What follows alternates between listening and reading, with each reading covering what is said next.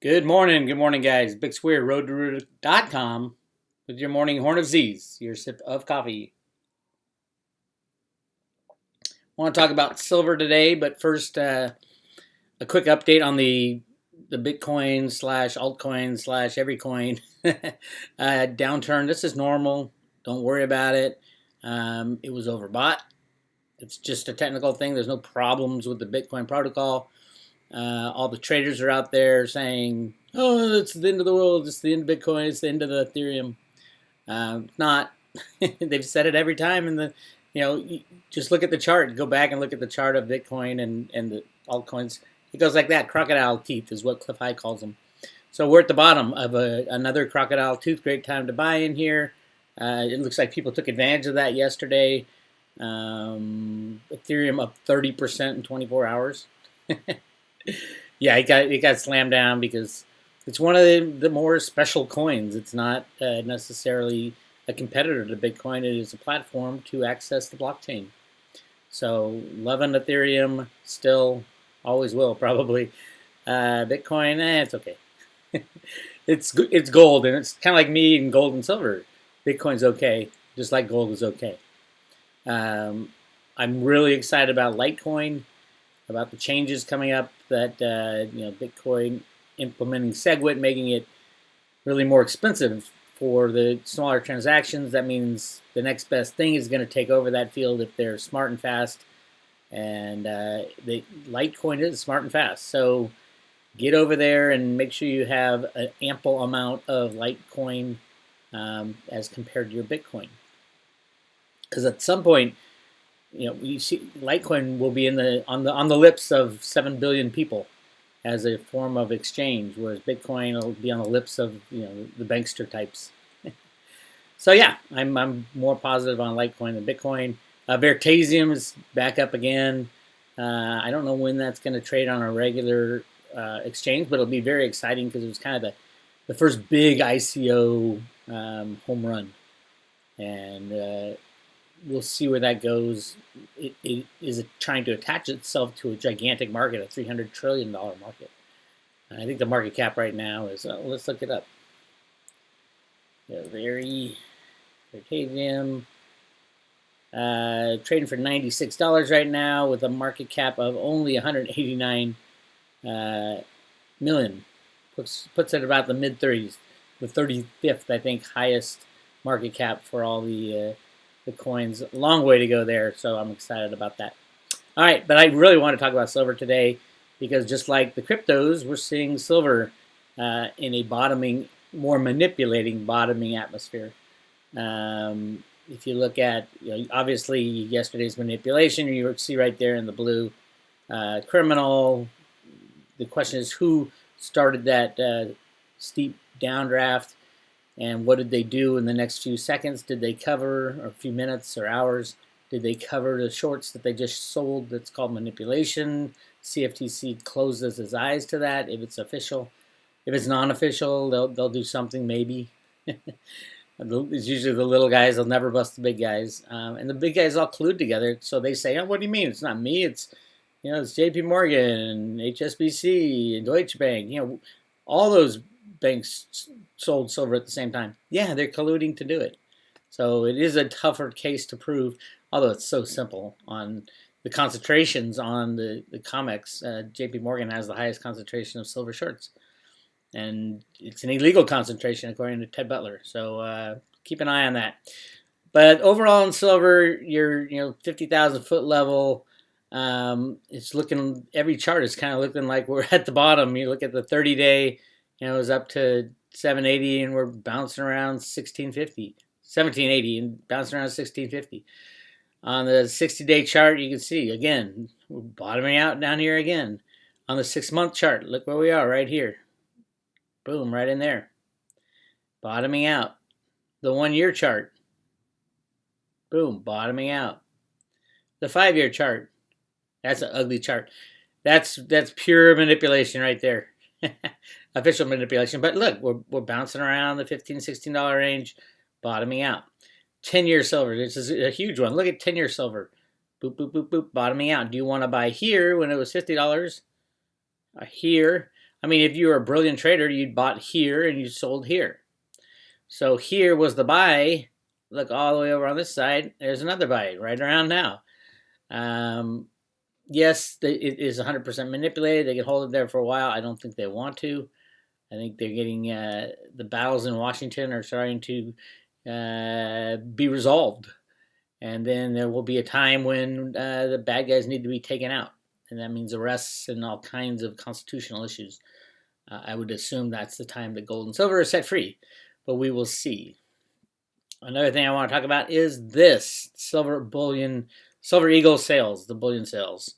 As you know, for the past, it had to be about 15 years, silver eagle sales have just continually skyrocketed to the point where the U.S. Mint just pretty much stopped making it when they had to. They would allocate rounds, and it was ridiculous because it was completely against the law. They changed the law so that the U.S. Treasury Secretary gets to decide how many U.S. silver eagles are made, and they get away with this stuff. I don't know how. I do know how. We have a corrupt government, and they want to keep the system going, and that's 100% the plan.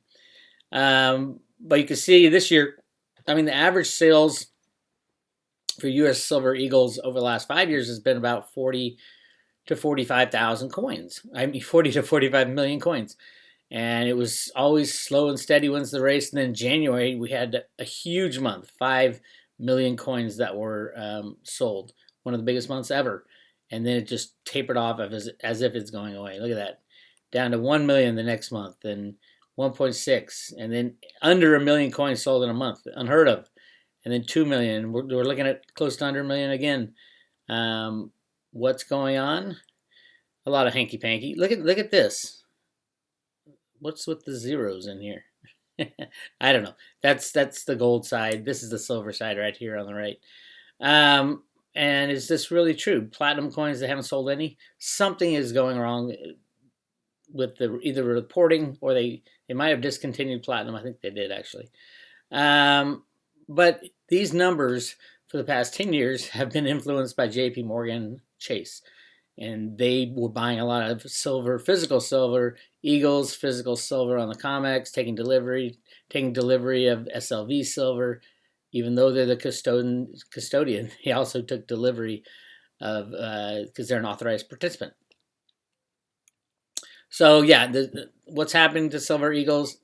I think everybody is watching where the numbers are rising. Numbers are rising on the stock market, and everybody's getting rich off the stock market and the tech bubble, and now the crypto coins, and nobody's really looking at silver eagles.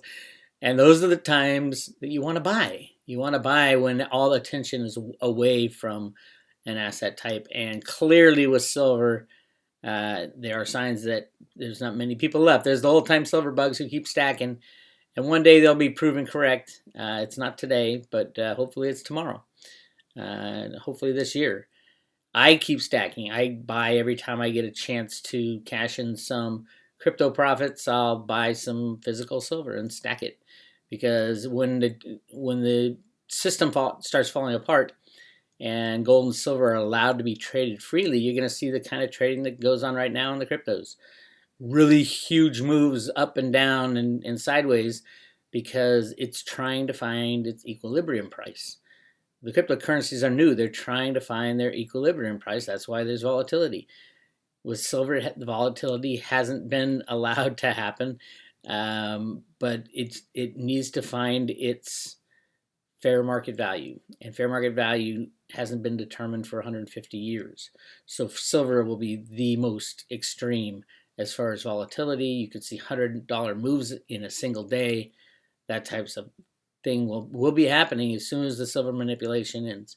So yes, it's quiet in silver, so go load up and then hang on for the ride. And if you need a silver pacifier, go right here to the road to Ruta. And I wrote an article and posted it a few times called Your Silver Pacifier, for people who are, kind of going, what's going on with silver? I don't get it. Why is it happening? Goes over the road to Ruta and it asks questions. It has a Q&A.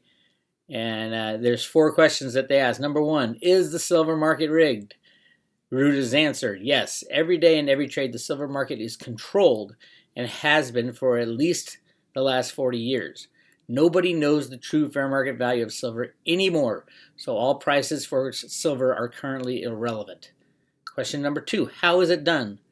The silver market rigging is accomplished by running computer market trading programs to steer the price of silver up and down, flushing out weak hands on the price slams and covering short positions that were previously put in place to cap the rising price. These silver trades have little to do with physical silver, but everything to do with paper derivatives of silver. There is no floor or limit to where the controllers can place the price of silver. Number 3, why are they doing it? Answer, to save the unbacked fiat monetary system. Unless you control the prices of all commodities, especially the monetary metals, an unbacked paper or electronic monetary system will fail in rapid fashion. As such, when the U.S. went off the gold standard in the early 1970s, Alan Greenspan wrote and implemented the original computer market rigging models to prolong the acceptance of unbacked fiat money. This was the implementation of the 1960s economic theory called On the Road to the Golden Age by Bertil Nasland, which dealt with Nobel Prize winner E. Phelps' golden rule theory of equal capital accumulation. The ultimate conclusion of this theory was to print as much unbacked currency as possible for as long as possible to reap all the rewards before returning to the discipline of a gold standard. It is so obvious and easy to see over the past 40, 50 years that the U.S. is purposefully printing as much money as possible, soak up all the benefits before crashing the system. Question number 4, when will it end? That's the big one, the big question.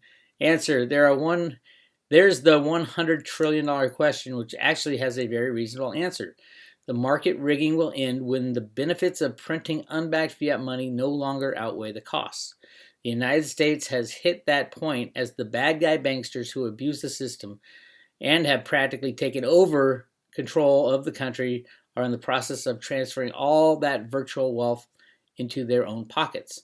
Of course, in the end, they are the fools for believing that their own flawed monetary system, where paper and electronic blips equal real wealth, the first attempt at ending the game was thwarted by the banksters in 2008. But don't despair. The next attempt in crashing the system is right around the corner, and we have made sure that they will not escape this time. Those are the answers to those 4 big questions. As for what will happen to the price of silver during the transition to a gold silverback system, it can go anywhere. But in the end, it will be fear of losing all your virtual wealth that will drive the price of silver to the moon. During these times of turmoil in silver, it is best not to look at price, but count your ounces and remember why you bought in the first place. And it's got some good articles on silver, buying silver, why you should buy silver. The interesting thing about this is I wrote it before, and then right there, if you sign up for the Road to Ruda, you get a free book and free email updates. I wrote this before the introduction of the cryptocurrencies. So sometimes I'll say electronic wealth. Electronic wealth is good. Electronic debt is ridiculous as an asset. So if your electronic asset is wealth-based asset-based or debt-based, that's the key determinant whether or not these electronic assets will survive. That would be my caveat to the silver pacifier. At the end of the day, silver is going to kick some ass, basically. And it's going to be great to watch, and you should keep an eye on it. I'm going to post this article on the top of the Road to Ruda webpage. You can see what the webpage looks like right here. The very top is the free stuff, the Road to Ruda letters. And there's a big archive thing. And then the private road section is all down below in yellow there. And the 3 other topics are all private road topics too.